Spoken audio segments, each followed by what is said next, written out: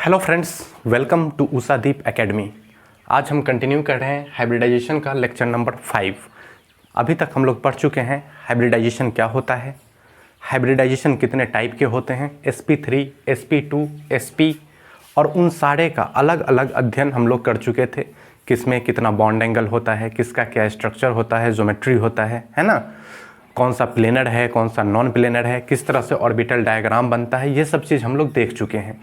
आज हम लोग देखेंगे इन तीनों का comparative analysis of sp3, sp2 and sp hybridization. तो इसमें सबसे पहले हम लोग देखते हैं s character and p character के बारे में। इसको हम लोग अलग अलग देख चुके थे जब सेपरेट वीडियो में पढ़ रहे थे sp3, sp2 और sp हाइब्रिडाइजेशन। आज इन सब का हम कंपैरेटिव एनालिसिस करने जा रहे हैं। तो sp3 में बच्चों s कैरेक्टर कितना होता है 25%, 4 पार्ट में से एक पार्ट है। p कैरेक्टर कितना होता है 75%। sp2 में s कैरेक्टर 33.3% और p कैरेक्टर 66.6%। उसी तरह से sp में s कैरेक्टर कितना होता है 50% और p कैरेक्टर भी कितना होता है 50%, क्योंकि दोनों एक एक है ना। अब देख लेते हैं शेप। तो बच्चों s ऑर्बिटल का शेप कैसा होता है स्फेरिकल, p ऑर्बिटल का शेप कैसा होता है डम्बेल। लेकिन हमारा जो हाइब्रिडाइज्ड ऑर्बिटल है उसमें दोनों मिक्स करके बना है, s और p दोनों कैरेक्टर है उसमें, तो वो थोड़ा डम्बेल की तरह भी दिखेगा और थोड़ा स्फेयर की तरह भी दिखेगा। कौन कितना डम्बेल लगेगा और कौन कितना स्फेयर लगेगा, ये इस बात पे डिपेंड करेगा कि उस ऑर्बिटल में s कैरेक्टर कितना है और p कैरेक्टर कितना है। जैसे sp3 में s कैरेक्टर बहुत कम है, तो ये पूरा का पूरा इसमें 75% क्या है p कैरेक्टर, तो इसमें p कैरेक्टर के कारण डम्बेल शेप ज़्यादा नजर आएगा। लिखा हुआ है as S character increases sphericity also increases. जैसे जैसे एस कैरेक्टर बढ़ते जाएगा डम्बेल थोड़ा स्फेयर के जैसा होने लगेगा, है ना। sp2 में एस कैरेक्टर बढ़ा, ये थोड़ा स्फेयर बन गया। sp में एस कैरेक्टर 50% तक पहुंच गया, तो ये थोड़ा और स्फेरिकल दिख रहा है। तो दोनों मिक्स रहता है, डम्बेल भी और स्फेयर भी। अब देख लेते हैं बच्चों साइज। तो साइज हम लोग जानते हैं हाइब्रिडाइज्ड ऑर्बिटल हो या एटॉमिक ऑर्बिटल हो, अगर साइज की बात आएगी तो वो डायरेक्टली प्रोपोर्शनल किसके होगा p कैरेक्टर का। तो p कैरेक्टर तो 2p में सबसे ज़्यादा है क्योंकि 100% p कैरेक्टर है, और s में सबसे कम है, तो 2p का साइज सबसे ज़्यादा होगा और 2s का साइज सबसे कम होगा। उसके बाद क्या होगा, p कैरेक्टर के ऑर्डर में साइज को सजा देंगे। 2p के बाद किसका नंबर आता है, sp3 में p कैरेक्टर है, उसके बाद sp2 में उससे कम है, उसके बाद sp और s में क्या है p कैरेक्टर 0 है, ठीक है। उसके बाद देखते हैं एनर्जी। तो एनर्जी भी बच्चों क्या होता है p कैरेक्टर के डायरेक्टली प्रोपोर्शनल। तो सबसे नीचे क्या आ जाएगा 2s, उसके बाद 2sp। अब चूंकि sp हाइब्रिडाइज्ड ऑर्बिटल 2 होते हैं नंबर में, क्योंकि एक s और एक p ऑर्बिटल से मिलके बना है, तो इसलिए यहाँ पर 2 शो किए हैं। उसी तरह से sp2 क्या होगा 3 शो किए हैं, sp3 4 शो किए हैं, क्योंकि 4 हाइब्रिडाइज्ड ऑर्बिटल पॉसिबल है किसके sp3 के। उसके बाद 2p शो किए हैं। जैसे जैसे p कैरेक्टर बढ़ रहा है तो हम देख रहे हैं ऑर्बिटल की एनर्जी भी क्या होते जा रही है, बढ़ती जा रही है, ठीक है। लास्ट और इंपॉर्टेंट कंसेप्ट जो इसका है ये है ओवरलैप इंटीग्रल। ओवरलैप इंटीग्रल क्या होता है बच्चों, जब भी कोई कोवैलेंट बॉन्ड बनता है तो ये हम अब समझते हैं थोड़ा थोड़ा कि वो क्या होता है, ऑर्बिटल के ओवरलैपिंग से बनता है। और वो ओवरलैपिंग बहुत तरह का हो सकता है।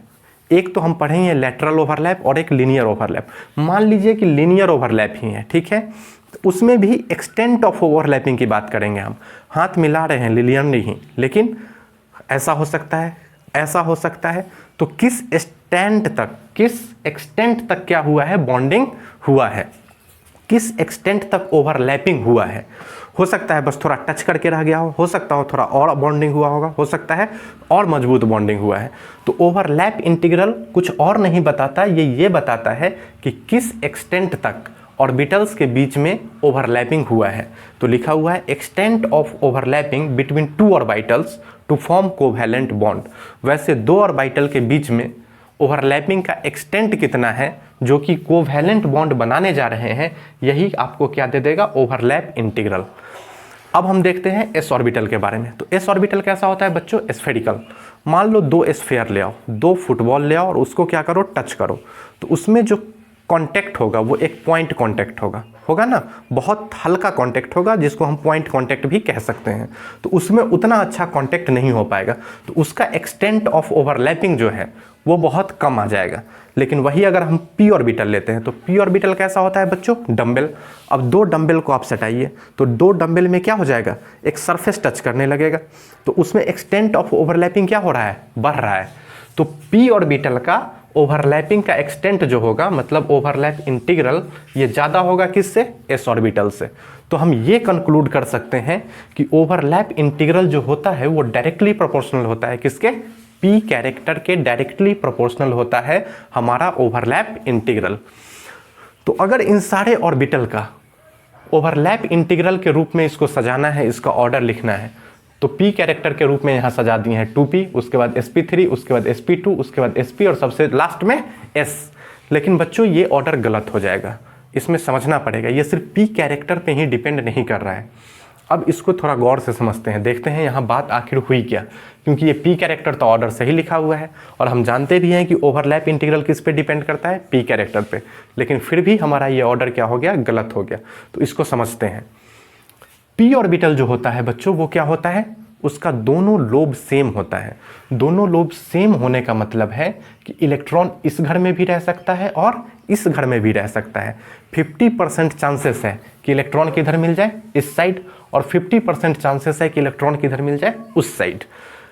लेकिन हाइब्रिडाइज्ड ऑर्बिटल कोई भी ले ले, sp2 ले ले, sp3 ले ले या sp ले ले, उसमें क्या होता है, एक लोब बड़ा और एक लोब छोटा। जी ये तो हम जानते हैं। तो इससे क्या होगा, तो हम इसको बता रहे हैं बच्चों। देखो ये है p ऑर्बिटल,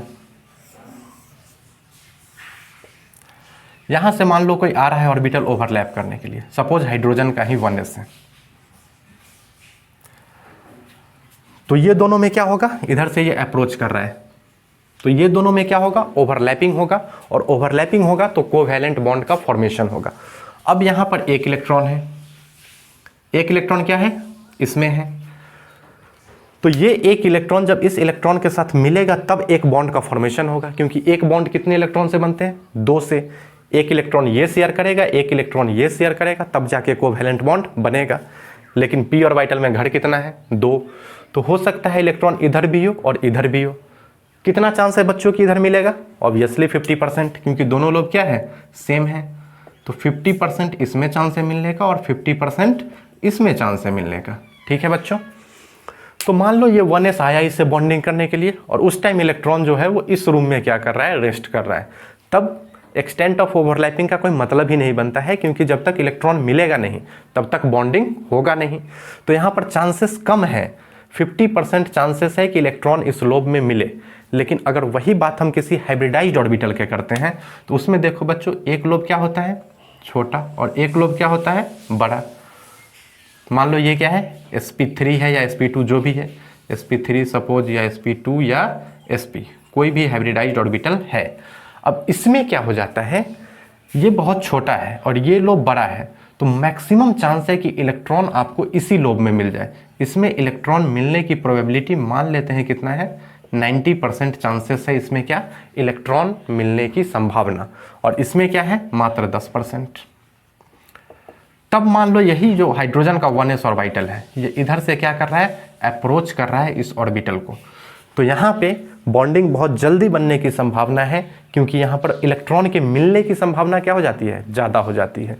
तो बच्चों ये बात समझ में अब हमको लगता है कि आप लोगों को आ गई होगी कि p ऑर्बिटल में, हाँ ये बात सही है कि उसमें डंबल कैरेक्टर ज़्यादा है, p कैरेक्टर क्या है, ज़्यादा है, वो डंबल है तो उसका ओवरलैप इंटीग्रल ज़्यादा होना चाहिए। लेकिन एक फैक्टर और है, इलेक्ट्रॉन मिलने की संभावना, जो कि p ऑर्बिटल से ज़्यादा किस में हो जाती है, किसी भी हाइब्रिडाइज्ड ऑर्बिटल में, क्योंकि उसमें एक लोब क्या होता है, बड़ा होता है। तो इसीलिए सारे हाइब्रिडाइज्ड ऑर्बिटल का जो ओवरलैप इंटीग्रल होता है वो किससे बड़ा हो जाता है बच्चों, p ऑर्बिटल से। देखो सारे हाइब्रिडाइज्ड ऑर्बिटल किससे आगे आ गए, p ऑर्बिटल से, और s ऑर्बिटल तो सबसे लास्ट में होगा ही, क्योंकि इसमें कोई p कैरेक्टर है ही नहीं। अब इन तीनों में कैसे डिसाइड कर लिए कि sp3 का ज़्यादा है ओवरलैप इंटीग्रल, तो ये अभी हम पढ़े हैं, overlap integral is directly proportional to p character. तो चूंकि sp3 में p कैरेक्टर ज़्यादा है, sp2 में p कैरेक्टर उससे कम है, sp में p कैरेक्टर उससे कम है, इसलिए ये ऑर्डर है। p में 100% p कैरेक्टर है सबसे ज़्यादा, लेकिन इसका इन सब के बाद आने का रीज़न यही है कि यहाँ पर इलेक्ट्रॉन का जो डेंसिटी है, इलेक्ट्रॉन पाने की जो संभावना है वो दोनों लोब में सेम है, और वो क्या हो जाता है, स्कैटर्ड है, यहाँ भी हो सकता है और यहाँ भी हो सकता है। जबकि हाइब्रिड ऑर्बिटल्स में इलेक्ट्रॉन का जो स्पेस है वो कन्फाइंड है, 100% नहीं तो बहुत ज़्यादा चांसेस है 90% के अप्रॉक्स कि इलेक्ट्रॉन किस में मिल जाए, इसी में मिल जाए। तो ये रीजन है कि हाइब्रिड ऑर्बिटल्स ओवरलैप इंटीग्रल के मामले में 2p से जीत जाते हैं और 2p के आगे आते हैं। ठीक है बच्चों, तो यहाँ पे हमारा हाइब्रिडाइजेशन का सारा कंसेप्ट खत्म हो जाता है। अब हम देखेंगे अगले लेक्चर में इसका यूज क्या है, क्वेश्चन में ये कैसे फ्रेम किया जाता है और हाइब्रिडाइजेशन से मॉलिक्यूल के बारे में और हम क्या क्या पता लगा सकते हैं। तब तक के लिए पढ़ते रहिए, धन्यवाद।